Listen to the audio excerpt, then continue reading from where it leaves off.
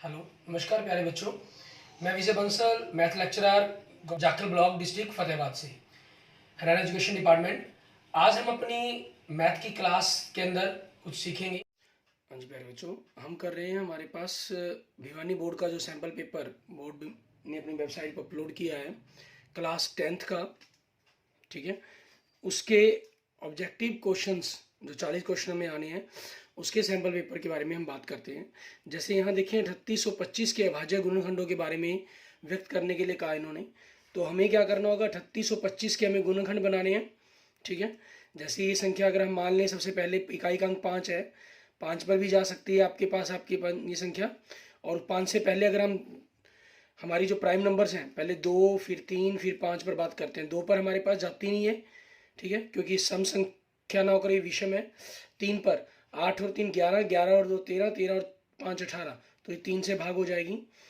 3 से हमारे पास 1 2 7 5, ठीक है। फिर ये 3 से भाग हो जाएगी 4 2 5, ठीक है। अब ये 3 से भाग नहीं होगी तो 5 से करेंगे हम, हमारे पास कितना आ जाएगा 85, फिर 5 से 17, ठीक है। तो इसके गुणनखंड क्या बन जाएंगे, 3 गुना 3 गुना 5 गुना 5 गुना 17, मतलब 3 की घात 2, 5 की घात 2 और 17 की घात 1 हमारे पास, ठीक है। और आगे ये देखिए, इसमें पूछा गया परिमेय संख्या या अपरिमेय संख्या, क्योंकि वर्गमूल 5 आ रहा है। इसमें पूछ रहा है हमें 336 और 54 का HCF पूछ रहा है हमें। इंग्लिश में, हिंदी में 54 लिख रखा है, इंग्लिश मीडियम में 64 लिखा हुआ है, ये 64 होगा आपका, ठीक है। यहाँ हिंदी मीडियम में मिस प्रिंटिंग हुई है। एग्जाम में ऐसा कोई भी क्वेश्चन बन जाता है तो उसके हमेशा आपको ग्रेस मार्क्स मिलते हैं। अब 336 और 64 का HCF, ठीक है, हमारे पास क्लियर है कि हम 16 बनेगा। गुणनखंड की विधि से बनाना चाहे तो गुणनखंड से कर सकते हैं, या लंबी भाग विधि से करना चाहे तो लंबी भाग विधि से कर सकते हैं। 64 हमारे पास, 64 पंजे 320, 16 5 पे गया, फिर आगे भाग के अंदर हम 64 को लेंगे, टेढ़ी भाग करते थे हम जिसको, ठीक है। 16 चौके 64, हमारे पास शेषफल 0 आ गया, मतलब इसे इसका HCF क्या हो जाएगा, 16 हो जाएगा हमारे पास। आगे देखिए 64 455 का दशमलव प्रसाद शांत है या अशांत है हमारे पास। हमें क्या करना होता है, हर के गुणनखंड बनाने होते हैं। 455 के गुणनखंड अगर आप बनाएं, 5 पे भाग करेंगे 91, 7 13, तो हर के गुणनखंडों में ये 455 के गुणनखंड है, हर के गुणनखंड में 2 और 5 के अतिरिक्त कोई अंक आ गया तो वो हमारे पास क्या होगा, अशांत आवर्ती होगी, मीन्स नॉन टर्मिनेटिंग डेसिमल बन जाएगा हमारा ये, ठीक है। और इंग्लिश में इसको अपरिमेय को हम इरेशनल नंबर कहते हैं।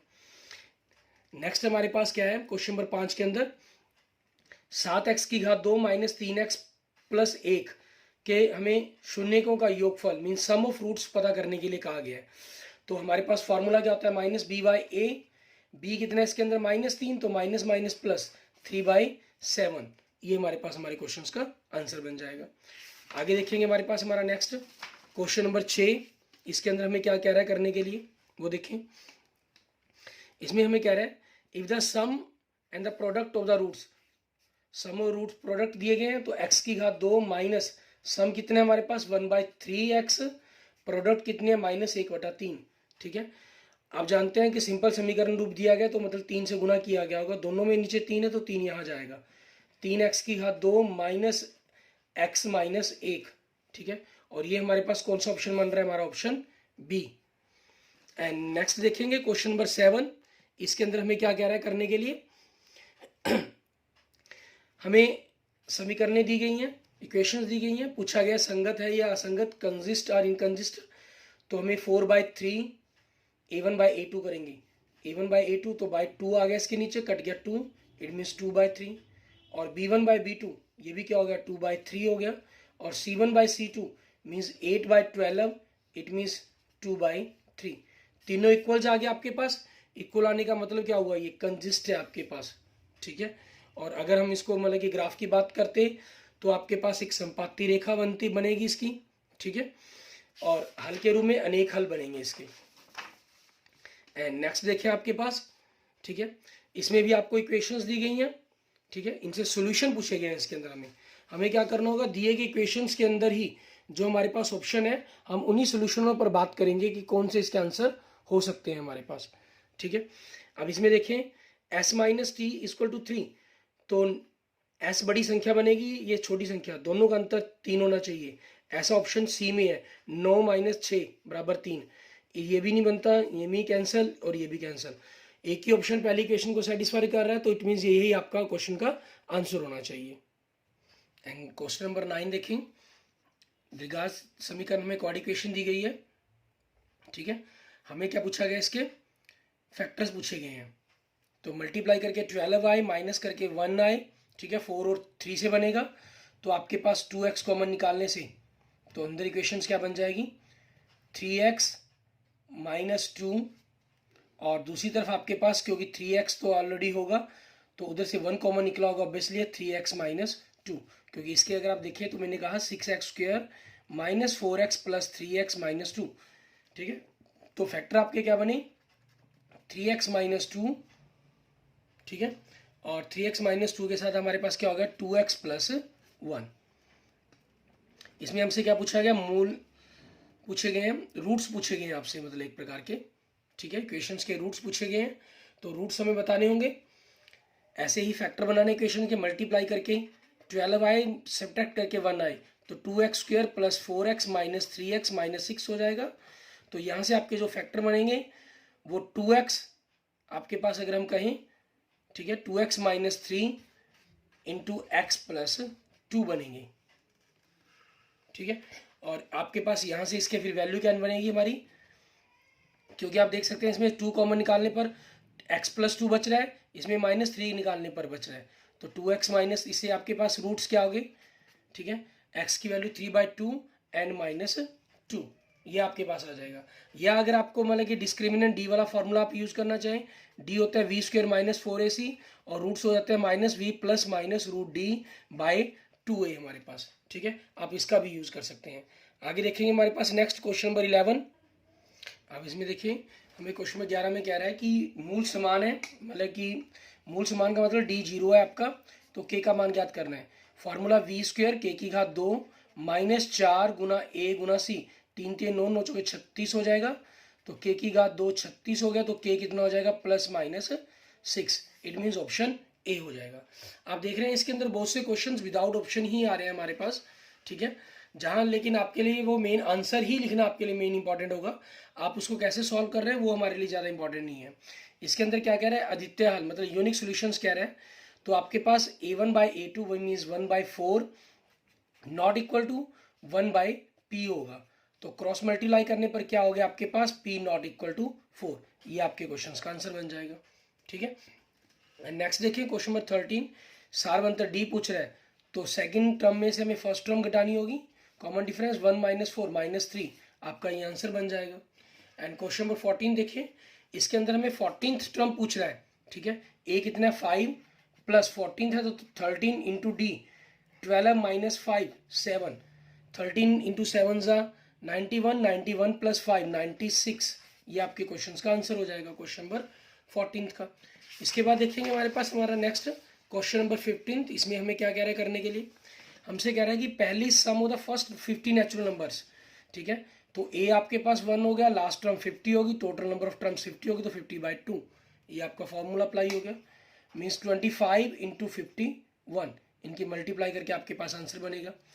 25 को हमने 1 से गुना किया, 25 आंसर 2 हमारे पास, 25 पंजे 125 और 2 127, ठीक है।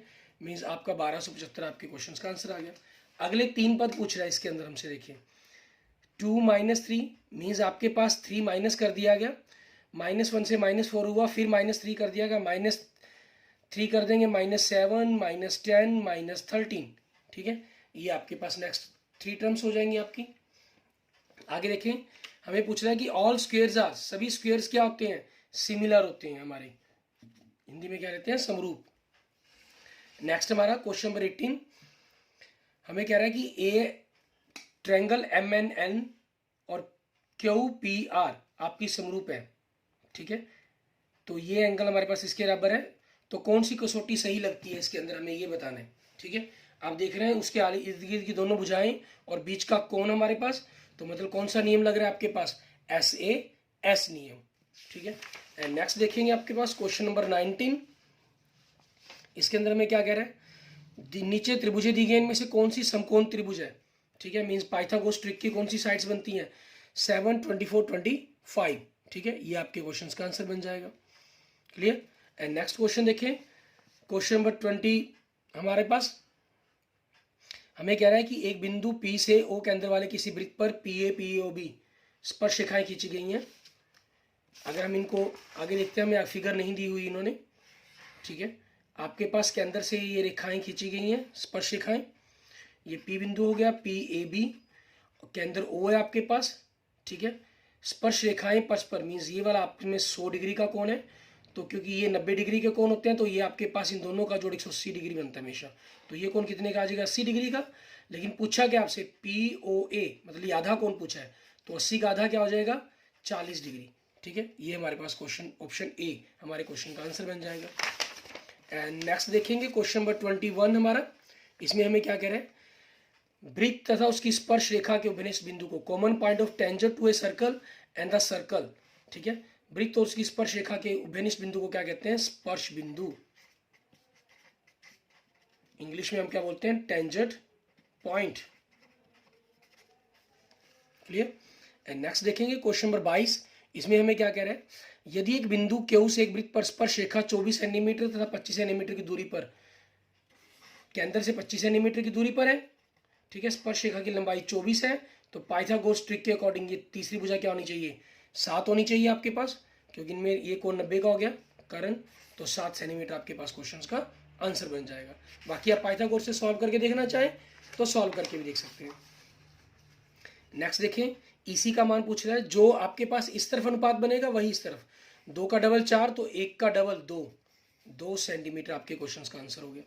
आपने पेपर में सीधा ही क्वेश्चन नंबर 23 लिखकर आंसर लिख देना है, ठीक है। सॉल्व आप चाहे रब में कर सकते हैं, चाहे फेर में करना चाहे फेर में कर सकते हैं। दोनों बिंदुओं के बीच की दूरी, ठीक है, जैसे आप जानते हैं वैदिक मैथमेटिक का यूज करते हुए हम इनको जीरो में कन्वर्ट करते हैं और इनमें से इस बिंदु को घटा देते हैं। -4 में से अगर हम -1 घटाएंगे तो क्या हो जाएगा, -3, ठीक है हमारे पास। और 4 में से अगर हम -1 घटाएंगे तो क्या हो जाएगा, 5। अब हमें करना क्या है, इन दोनों बीच की दूरी, इसका वर्ग 9, 3 का वर्ग 9, 5 का 25, दोनों को जोड़ दिया वर्गमूल 34, ठीक है, ये आपके पास आंसर आ जाएगा। नेक्स्ट देखें, वह अनुपात जिसमें दोनों को मिलाने वाला रेखाखंड x अक्ष से विभाजित होता हो, x अक्ष से विभाजित होता है, इट मीन्स x का मान 0 है इसका, ठीक है, नहीं सॉरी x अक्ष का कहा है कि x अक्ष पर होगा तो y का मान 0 होगा, ठीक है ना। ये लाइन है, मान लीजिए आपके पास ये दोनों बिंदु को, तो y के मानों के बारे में बात करनी होगी हमें। हम इनको अगर k अनुपात 1 में मान लें तो k को 5 से गुना किया 5k, 1 को -5 से गुना किया -5 बटा में k + 1, ये 0 हो जाएगा उधर आके, तो 5k - 0, तो k कितना आ गया, 1 आ गया, इट मीन्स 1:1, ये आपके पास आंसर बन जाएगा आपका, ठीक है। ऐसे देखेंगे हमारे पास हमारा नेक्स्ट क्वेश्चन, क्वेश्चन नंबर 26, इसके अंदर हमें क्या कह रहा है, बड़े ही इजीली आप अपने क्वेश्चंस को कर सकते हैं, थोड़ा सा कंसेप्चुअली समझकर इस कंसेप्टों को समझेंगे, ध्यान देंगे, ठीक है। 1 घंटे का हमें वक्त मिलना है, तो आपका जो क्वेश्चन है मैक्सिमम से मैक्सिमम 30 से 40 मिनट के अंदर सॉल्व हो जाने हैं, एज ए स्टूडेंट के तौर पर मैं बात करूँ अगर, ठीक है।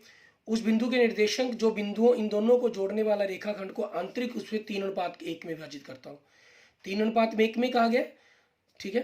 तो अगर हम 3:1 की बात करते हैं तो 3 को हमने पहले गुना कर लिया, इस तरफ गुना करना होगा, ठीक है, 3 को 8 से गुना कर लिया, प्लस 1 को 4 से, बटा में 3 और 1 का जोड़ 4, 8 3 24, 24 और 4 28, 28 बटा में 4 मतलब 7, x का मान 7 आएगा। x का मान 7 किस में है, सी ऑप्शन में है। आप y को निकालने की जरूरत भी नहीं है, अगर करना भी चाहे तो कर लें। 3 को वही 5 से गुना किया 15, 1 को -3 से गुना किया -3 बटा में 4, 12 बटा में 4 मतलब 3, ठीक है। दूसरा बिंदु भी आपके पास मैच कर रहा है। नेक्स्ट देखिए, एक्स अक्ष पर वह बिंदु जो कि इन दोनों से समदृष्ट हो, मीन्स इन दोनों से बराबर दूरी पर हो आपके पास, ठीक है, 2 और माइनस बराबर दूरी पर कहा गया, ठीक है। तो एक प्रकार से आपके पास क्या रहता है, ये दोनों का हम बिंदु ज्ञात करना है, एक्स अक्ष पर कहा गया है, तो एक चीज का थोड़ा सा हमें ध्यान रखना होगा कि जो y का मान है वो आपके पास 0 हो जाएगा। एक तो हमारा जो मध्य बिंदु है वो दोनों से बराबर दूरी पर बनता है हमेशा, ठीक है। लेकिन इन्होंने बिंदु एक जनरल बिंदु ना कहकर हमें एक निर्देशित कर दिया कि एक्स अक्ष पर वो बिंदु है, मीन्स y का मान 0 होना चाहिए। इसमें y का मान 0 नहीं है, इसमें y का मान 0 नहीं है, तो ऑप्शन बचे आपके पास सी और बी, ठीक है। अब इसके लिए आपको देखना होगा, मीन्स x माइनस 2 का वर्ग, ठीक है। y आपके पास, क्योंकि x अक्ष पर जो बिंदु होगा उसके निर्देशांक क्या होंगे, x और 0 होंगे, ठीक है। 0 माइनस 5 तो 5 हो जाएगा, 25 इसका वर्ग कर दिया मैंने। यहाँ x प्लस 2 का वर्ग आपके पास दूसरी तरफ से, ठीक है। और 0 माइनस 9 तो 9 हो जाएगा, 81 हो जाएगा। इनके फॉर्मूलों को अगर हम खोल लेते हैं, हमारे पास कैलकुलेशन आगे हम सॉल्व करते हैं हमारे पास, ठीक है। तो आप देखेंगे क्या बनेगा, x की power 2 minus 4x plus 4 plus 25, x की power 2 plus 4x plus 4 plus 81। x की पावर 2 कट गया, 4 कट गया, इधर ले आए तो माइनस 8x, ठीक है। 25 को दूसरी तरफ जाके माइनस कर दिया, डिवाइड घटा दिया, 56 हो जाएगा। 8 से डिवाइड कर दूंगा तो x आपका माइनस 7 आ जाएगा। इट मीन्स ऑप्शन बी आपके क्वेश्चन का आंसर बन जाएगा हमारे पास, ठीक है। नेक्स्ट देखें, सेकेंड थीटा दे रहा है हमें, सेकेंड थीटा दे रहा है। इसके अंदर आपके पास बिल्कुल ट्रिक रहता है, ये आपका थीटा होगा। सेकेंड आपके पास क्या होता है, कर्ण बटा में आधार आपका, ठीक है। मीन्स कर्ण 13 हो गया, आधार आपका 12 हो गया। तो पाइथागोरस आपको, सॉरी कर्ण 13, कर्ण मैं लम लिख गया, कर्ण 13 हो गया। तो पाइथागोरस ट्रिक के अकॉर्डिंग आप जानते हैं 12 और 13 का रिलेशन 5 से बनेगा, मीन्स ये 5 हो जाएगा। आपसे साइन पूछ रहा है, साइन क्या होता है, लम बटा में कर्ण, मतलब 5 बटा में 13, ठीक है। आपके पास ये आपके क्वेश्चन का आंसर बन जाएगा। इसके बाद देखते हैं हमारे पास नेक्स्ट क्वेश्चन, हमारा क्वेश्चन नंबर 29, ठीक है। इसके अंदर आपके पास क्या है, दो टेक्निक बनती हैं। एक तो आप इनका फॉर्मूला डायरेक्ट लगाना चाहे वो किस चीज के बराबर होता है वो देख सकते हैं। दूसरा आप इसके अंदर मान भरकर देख सकते हैं। जैसे मैं पहले आपको मान भरकर दिखाता हूं कि मान भरने से हमारे पास ये क्या चीज बनेगी, ठीक है। आपने क्या किया, tan थीटा की जगह वैल्यू पुट की, 1/√3 होती है तो 2/√3 बन गई, ठीक है। और दूसरी तरफ आपके पास नीचे 1 प्लस इसकी वैल्यू पुट की tan 30 की, तो उसका जोड़ा 1/3 बन गया। मीन्स 2/√3, दोनों को जोड़ेंगे तो 4/3 बनेगा। ऊपर जाके पलट गया 3/4, ये से कट गया 2 पे, और √3 से कट गया √3 पे, मीन्स √3/2। अब ये √3/2 वैल्यू किसकी होती है हमारे पास, या तो साइन 60 की होती है या कोस 30 की होती है। कोस 30 यहाँ पर नहीं है तो ये ऑप्शन हो गया आपका, ठीक है। दूसरा आपके पास ये डायरेक्ट फार्मूला 2 tan, अगर मैं इसको a मान लूँ 30 को, 2 tan a upon 1 plus tan square a, ये आपके पास क्या होता है, साइन 2a के बराबर होता है। और एक फार्मूला आपके पास और बनता है इसके अंदर, ठीक है, 1 minus tan square a upon 1 plus tan square a, ये आपके पास किसके बराबर होता है, cos 2a के बराबर होता है। और अगर इनको डिवाइड कर दें आपस में, मतलब ये कैंसिल हो जाते हैं, तो 2 tan a upon 1 minus tan square a, sine by cos मतलब क्या हो जाता है आपका, टेंजेंट 2a बन जाता है, ठीक है।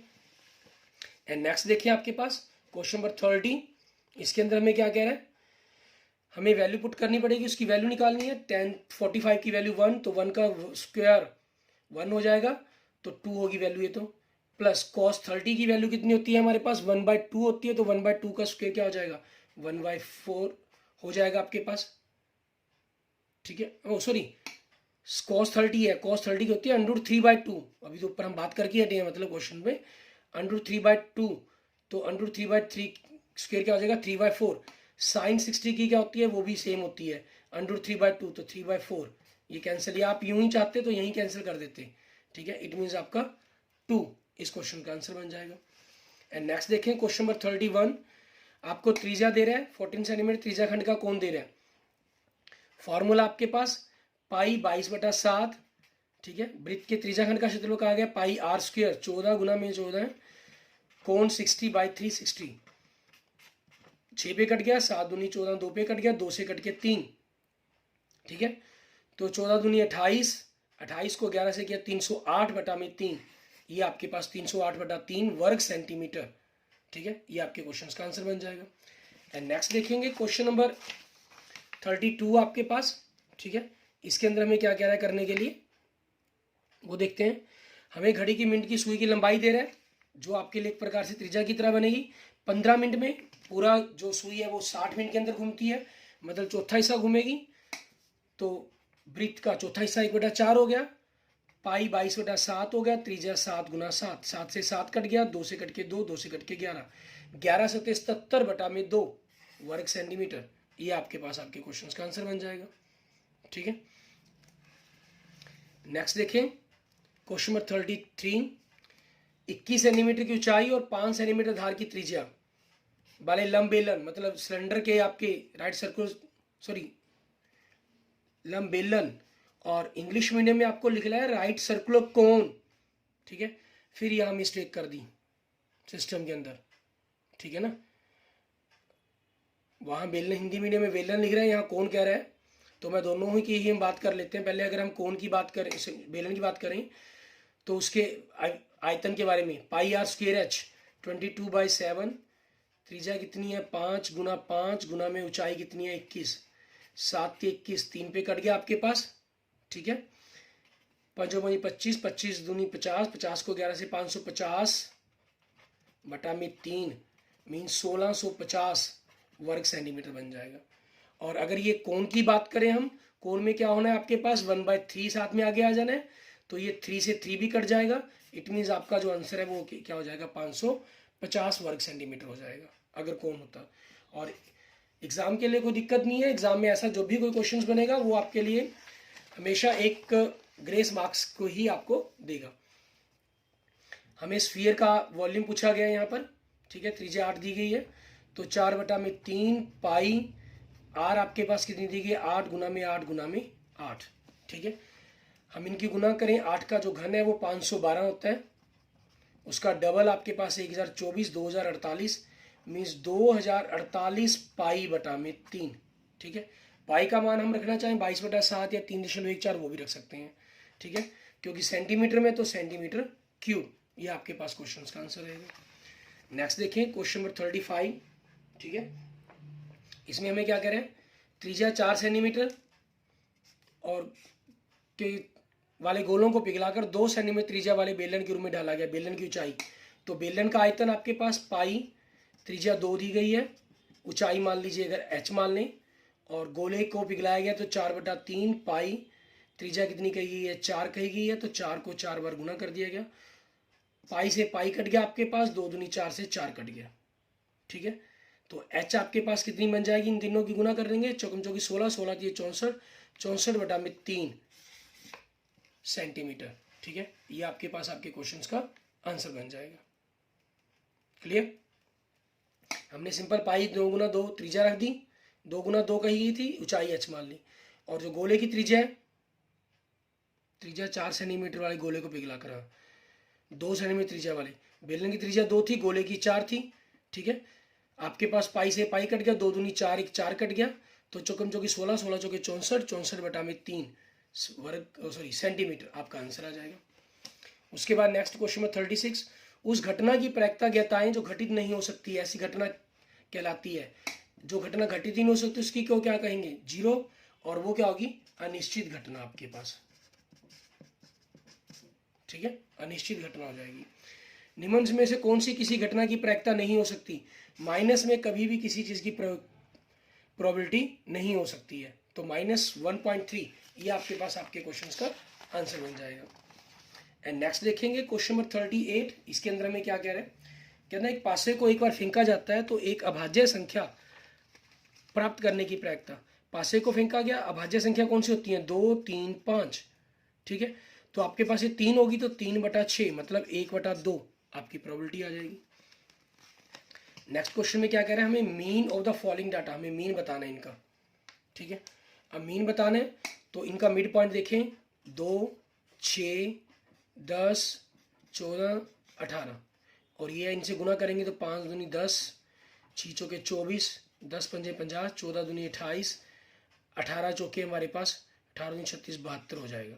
इन सभी का जोड़ करें, 72 और 28 100, 150, 180, 184 हो गया जोड़, और 12 मरता का जोड़ कितना है 5 और 4 9, 5 और 4 9, 9 और 2 20, 184 को हमने 20 से भाग करना है, ठीक है, तो आपके पास क्या आएगा 9 पॉइंट, ठीक है, 4/20 में 9.2 हो जाएगा।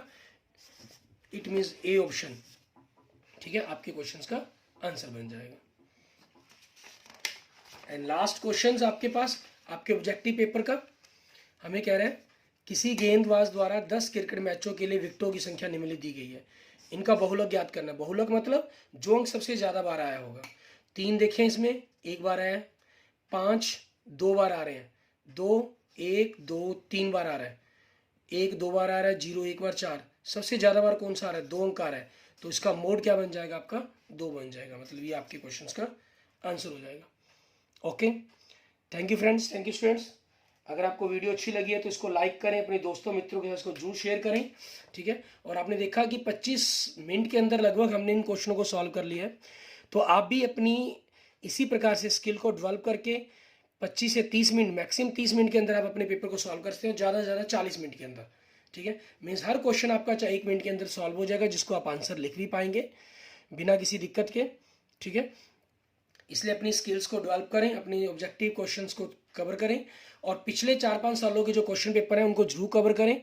उनकी सारी वीडियो 2017, 18, 19, 20 की वीडियो के लिंक आपको डिस्क्रिप्शन में मिल जाएंगे, आप वहाँ से उनको देख सकते हैं, ठीक है। 2017 का पेपर पूरी तरह से सॉल्व किया गया, 2018 में सिर्फ आंसर बताए गए आपको, 19 और 20 का पेपर भी पूरी तरह से सॉल्व करके बताया गया है आपको, ठीक है। Okay, thank you friends, thank you students. अगर वीडियो अच्छी लगे तो लाइक करें, अपने दोस्तों मित्रों से जरूर शेयर करें, और अगर आपने मेरा यूट्यूब चैनल अभी तक नहीं सब्सक्राइब किया तो मेरे यूट्यूब चैनल को जरूर सब्सक्राइब करें।